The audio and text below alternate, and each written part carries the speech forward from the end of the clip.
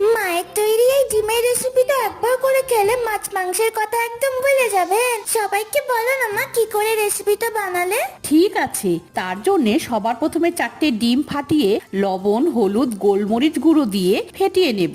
এবার একটা পাত্রে তেল ব্রাশ করে ডিমের মিশ্রণ দিয়ে একটা কড়াইতে জলের উপর স্ট্যান্ড বসিয়ে ডিমের পাত্র দিয়ে ঢেকে লো ফ্লেমে ভাপিয়ে নেব। এবার নিজের পছন্দ মতো শেপে কেটে নিতে হবে। ওয়াও মা, এ তো কেকের মতো হয়ে গেল। এরপরে ঝোলটা কি আমি করি? ঠিক আছে, কর। তার জন্য কড়াইতে তেল গরম করে নিয়ে জিরে গরম মশলা ফোড়ন ভেজে নিয়ে পেঁয়াজ কুচি দিয়ে পেঁয়াজটাকে সফট আসা অব্দি ভেজে নেব। তারপর আদা রসুন লঙ্কা বাটা, টমেটো কুচি, হলুদ লঙ্কা জিরের গুঁড়ো, স্বাদ অনুসারে লবণ দিয়ে মশলাটাকে কষিয়ে নিয়ে ভাপানো ডিম, ভাজা আলু, জল দিয়ে রান্না করে গরম মশলা ছড়িয়ে দিলেই রেসিপি রেডি। তাহলে ডেইলি টেস্টি রেসিপির জন্য চ্যানেলকে সাবস্ক্রাইব করুন। Bye bye.